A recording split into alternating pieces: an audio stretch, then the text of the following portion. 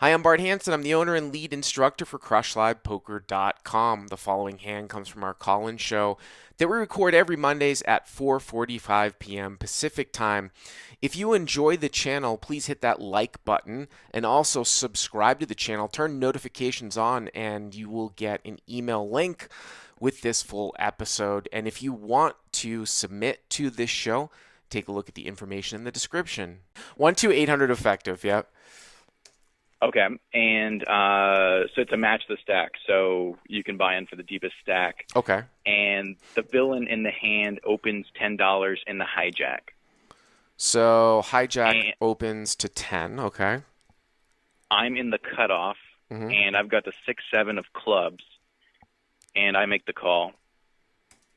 And the small blind calls. Everybody else folds. All right, let me ask you a couple questions here.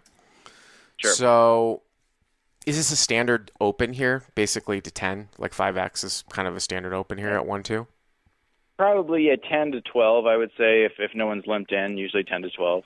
Okay, and then there's probably not that much 3-betting, right, that goes on in these games? Not really, yeah. Did you Not consider without premium hands. Did you consider 3-betting this hand? I did. He's the villain's a somewhat competent player, so and we're really deep, so maybe that would be good to disguise the hand, but elected to call at the end. I mean, it's just that, again, like, going back, we had a caller earlier too, like, you're in the cutoff, so you can certainly flat more, but the further away you are from the button, the more that you definitely want to promote your position. And then when you start to see people like opening up really wide from late position, if they're kind of out of line, you can print, especially with stacked up, so that you have the ability to maneuver, and you drive the blinds out. I mean, it's just something to be said. A lot of people aren't comfortable playing in 3-bet pots with non-premium hands. You're probably not giving up that much. Like, I feel like it's one of these things where if you want to move up and you want to get better, it's something that you certainly should implement in your game, but it could have more of a downside now for a lot of players that don't know what they're doing, and it's not like you're giving up all that much. But anyway, so you call in the cutoff on the small blind calls, right? Right. Okay. So 3 ways to the flop. Yep. The flop comes 5 of clubs, 8 of diamonds, jack of clubs. Okay, so you flop straight draw and a flush draw, right? Towards the you got the bottom end open-ended. Right. Small blind checks, Mm-hmm. and the villain c-bets $15. So he bets 15 into 30, okay. And I elected to raise to $50 here. I mean, I like it. I mean, obviously you should have some combo draws, right? Like a 9-10 of clubs, 6-7 of clubs. So you've got a low flush draw here, also a low straight draw. So it kind of promotes the ability to sort of knock that third player out. You know what I mean? Right. Like it's one thing sometimes too that you could call if you were heads up, but I like to knock that third player out. I think it looks somewhat stronger. You probably have sets of 8s, sets of 5s. I don't know if you call with Jack 8 suited from the cutoff. You might on the button. I'm trying to think about like the other hands, that you have here. And occasionally you might even raise with like an Ace Jack or something like that against small sizing. So I don't have a problem with that. So you make it 50. Small blind folds, Okay. and the villain calls. All right, so we're looking at about $130 now. Exactly. Okay. Turn card is the queen of spades. Queen of spades. Okay. The villain checks, and curious your thoughts here. I bet $100. All right, so 9-10 comes in. I mean, I would definitely continue to bet here for sure. I think that if he were to have like a hand like King Jack, Ace Jack, it would be very, very difficult for him to continue on in this spot. I mean, to be honest with you, at this level, I'm not saying that somebody's going to fold an overpair, but I would be very concerned if I were to have an overpair here too. Right. Because 9-10 gets it. Just you have a lot of it's just like you're continuing to pound the pot, and usually people don't play draws this aggressively at the lower stakes. Like I said, like sort of 9-10 gets there. You might have a Jack 8. I don't think you're necessarily raising with Queen Jack, but yeah, I like it for sure. This guy says Darth Nihilus, who is a Star Wars, I'm trying not to call from cutoff when hijack opens. I mean, I think that's really tight to not call 6-7 of clubs. I mean, I guess, like I said, I think it's just a question of three betting or calling, but at 800, I think it's that's really tight. So you bet 100, okay? Villain calls. Villain calls again. Interesting. Right. So now the pot is 330. 330. Yep. Yep. Mm-hmm. And river bricks out. It is a queen of hearts. I guess not a total brick, depending on his hand, but it's the queen of hearts. The river is the queen of hearts. So total brick, okay.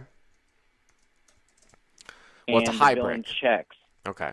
Right. So this is where I think things are interesting. So the villain checks. So it's like, well, see, this is much different, I feel like, than having.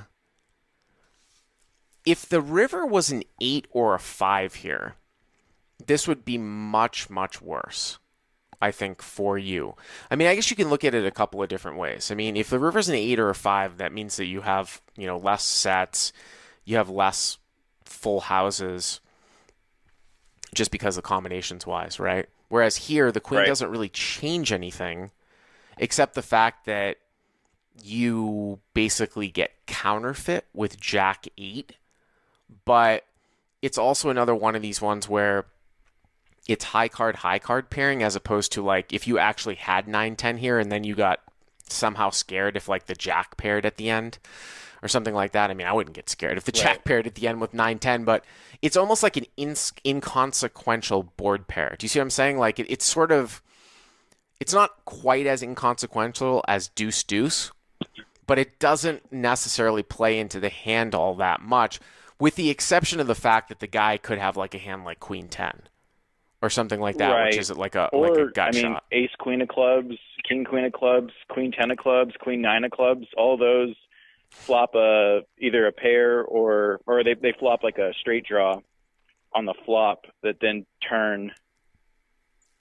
Yeah, I mean, but those are combo draws, right? Like King Queen of clubs, right? I mean, he could have Queen X of clubs, right? Queen 10 of clubs, King Queen of clubs, something like that. Ace Queen, yep. But I think I would still probably go for it here with a bet, and then I'm trying to think of like what would what would we be targeting basically here to to fold out. I might polarize here. I mean, because I think it's much more likely that he has a hand here. It could be a Jack, but if you bet like say $400 here, I think it's going to be pretty hard for this guy to call, and they probably don't see those bets all that much. Now, again, in a previous call, I told the guy not to bluff because he had a little bit of showdown value. Here, you have the absolute worst hand that you can possibly have. I think that you still credibly represent more sets than he does, the way that this is played out. And I think occasionally you'll run into a queen, but sometimes you might even have like Queen X of clubs here too, right? Right. So what ended up happening? I think you're right. I ended up chickening out. I checked it back, and he shows Ace 10 of clubs. So he turned a double gutter and the nut flush draw. But obviously I could have easily gotten him off that hand on the river. Yeah, but I mean, that's only like just one specific combination. It's interesting. I mean, it's interesting here. See, this is where you wonder, this is where sometimes you could, and again, I'm not the best with solvers and stuff. Like I usually like work through when people will do it for me, like on top section, and then we'll talk about it. But this is like kind of a spot where even at a low stakes game, you actually might look at, this could where you might actually look at a solver and try to figure out what a solver says that you're supposed to bluff with here at the end, and then try to understand the reasoning why. Of course, the problem is that a solver won't take into account the fact that people very well might continue to call turns and stuff where they're not supposed to. Possibly, I don't know, Right. like an ace jack or a king jack or something like that. It's pretty interesting here. I mean, again, it's a results oriented thing. The fact that he has ace of clubs, ten of clubs here.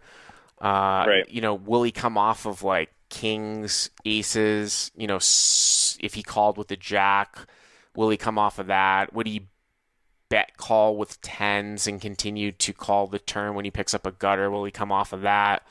I mean, those are all kind of interesting questions. In general, I don't like running huge bluffs at this level, but I think with this particular hand, I very well might do it. Got it. So, anyways, thanks for the call. Hey guys, if you like what you've seen here, please click on the subscribe button and you'll get notified every time we put up a new video. And if you want to check out crushlivepoker.com for the first month free, use the code YTA200. Click on the link right there.